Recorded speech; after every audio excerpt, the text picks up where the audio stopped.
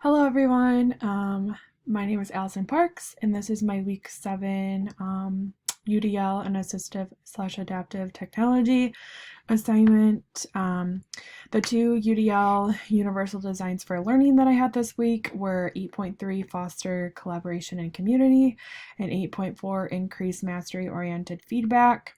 And I actually included the two screenshots below of kind of what my UDL is, the definitions and kind of just what they're honing in on. So like foster collaboration and community, just creating cooperative learning groups with the clear goals and roles, provide prompts that guide learners in when and how to ask peers and or teachers for help, create expectations for group work, encourage and support opportunities for peer interactions, and then looking at increased mastery oriented feedback is just really providing feedback that encourages perseverance, focusing on development.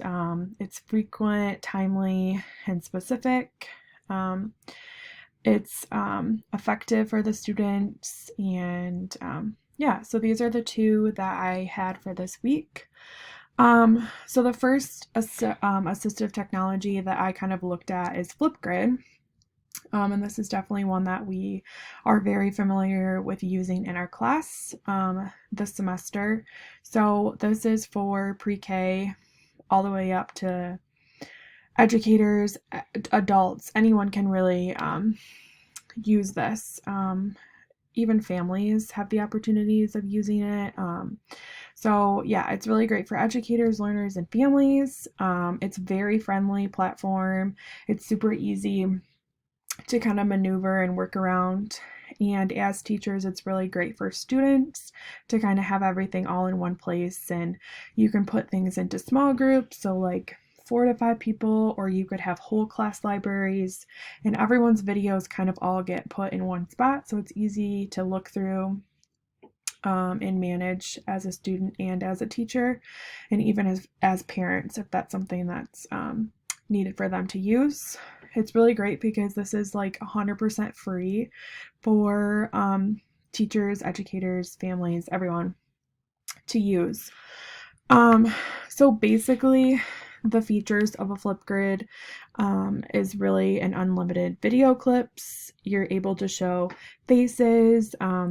You're able to show photos. You can add emojis, stickers, really allowing students to get creative with posting.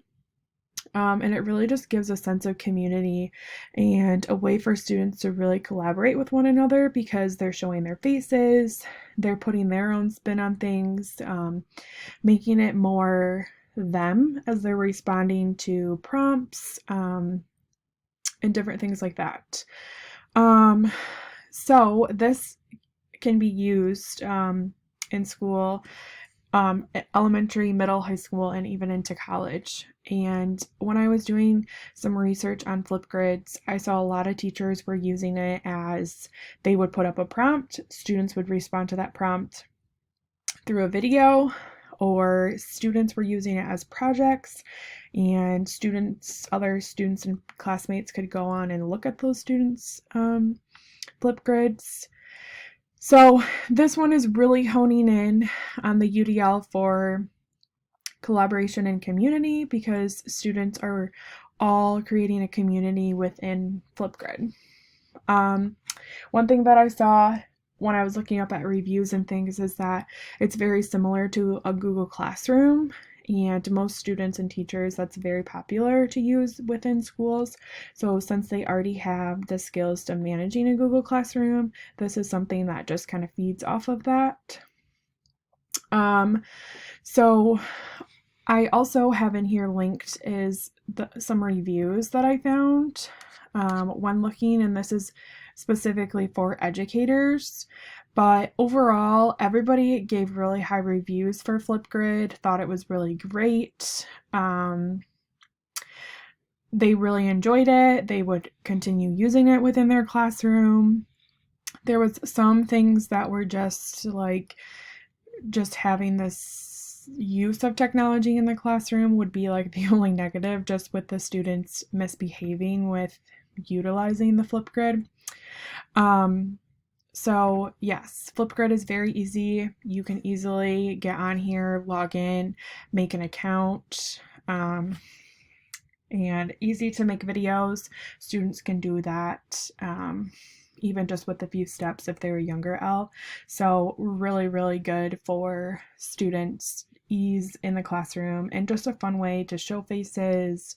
And you can even see in throughout these videos that are coming up on the back of the screen that it just really shows individuals and kind of makes it their own.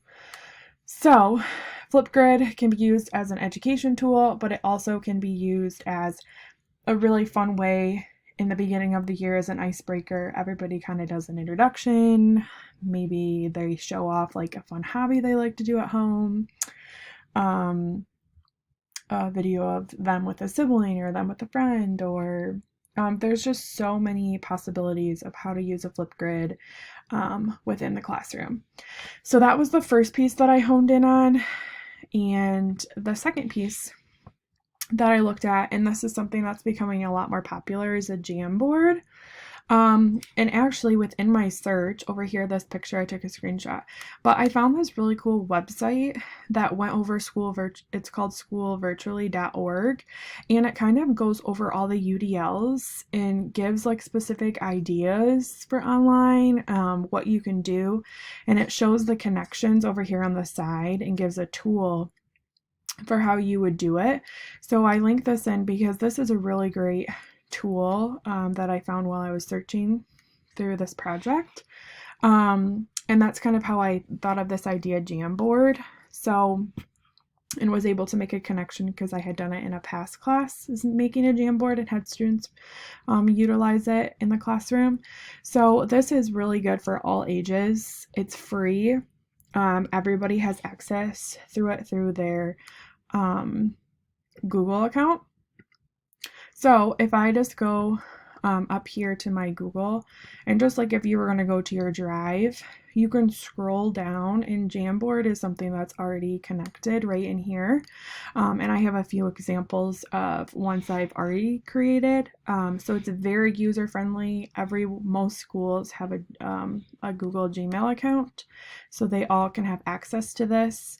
And it works with just like you're sharing it amongst a small group of students, the whole class, maybe other staff members in the school, and also family members could also be a possibility. So this app is very interactive. It really grows collaboration and community. Students are working together to either like solve problems, answer specific prompts from the teachers.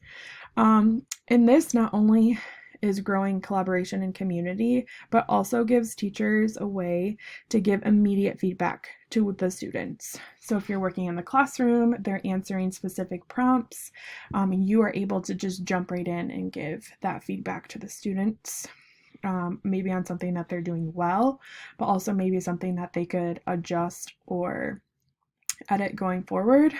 Also can be a way for students to give students feedback while working through it. So some of the key features, it's basically like a digital whiteboard. So students can utilize a pen tool, they can utilize typing, it has shapes on there, it gives stickers, you can put in videos, you can put in pictures. So it's basically like just having a whiteboard, but on your computer. So really great for students and pretty easy to manage. So some of the reviews on this as I was searching is that it can be very effective. It's really helpful for teaching virtually. Even in my past placement, they had a really high things to say about virtual teaching and using this. It's very interactive. All the students are responding and working through it. Really good feedback for students and even teachers, and it's very open-ended.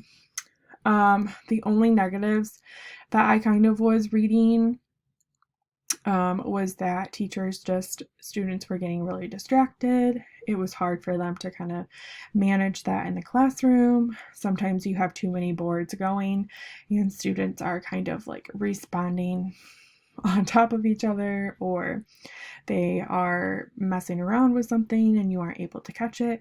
But overall, it's really great, and the students can really manage it easily. So some ways to do this is through spelling words. You can have comprehension questions. You can do a morning meeting. You can do icebreaker games. And I actually kind of incorporated some pictures in here, and I just did a simple Google search for examples. So like kids can unscramble the word and make different words. You can do a math lesson on here. You could sort words by letter, working on letter recognition. You can just do a simple check-in, like how's your day going?